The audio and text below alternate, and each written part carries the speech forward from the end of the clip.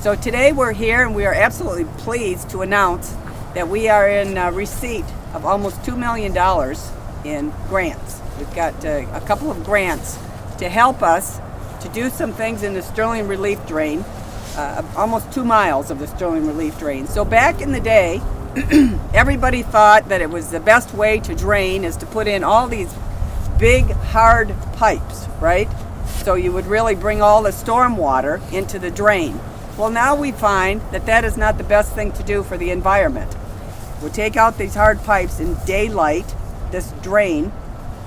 We think by doing that, we will remove literally thousands and thousands of pounds, first of all, of sediments that will now be absorbed by the ground here rather than flashing out into Lake St. Clair eventually.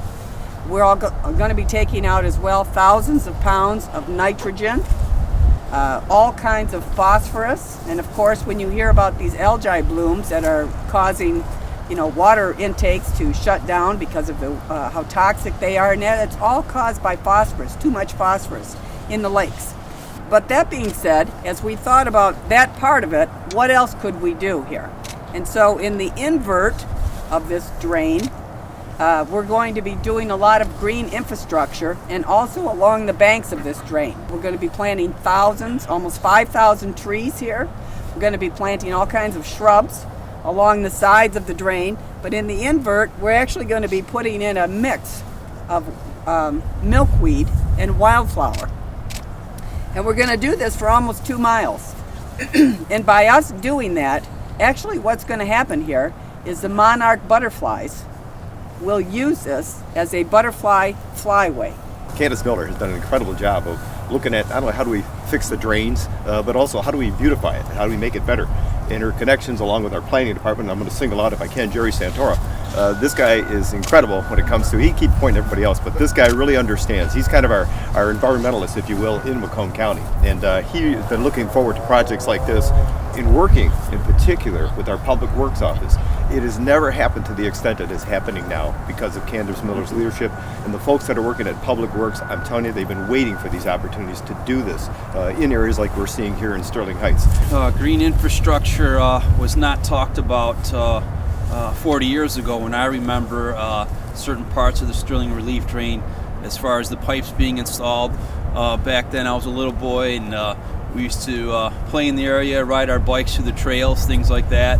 And Candace, there were a lot more monarch butterflies back then, so I'm excited about that as well.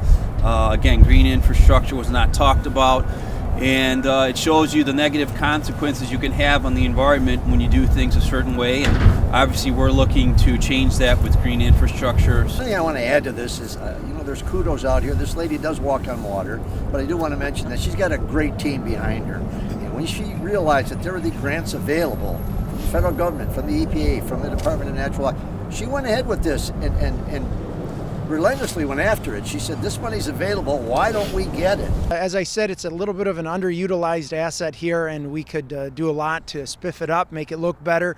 We've got something like $2 million in an EPA grant to do not only improvements to the drain, which is the most important thing to improve the quality of water for our residents here in Macomb County, particularly Sterling Heights, but we've got money for green infrastructure to make this look like a park, actually.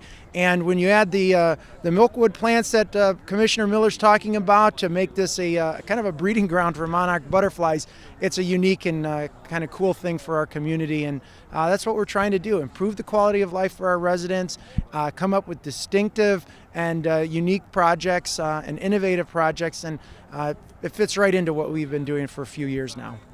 I think it's really going to improve the look of the drain. I mean, right now in the summertime, the grass grows high. It's almost like a big weed. I'm just sorry that we're not putting the bike path in. I think it would be a wonderful amenity for our residents, a nonlinear park that would span the entire width of our city. I think that would be a tremendous asset. It would raise property values, and it would really, I think, improve the look of what is now essentially a hole in the ground.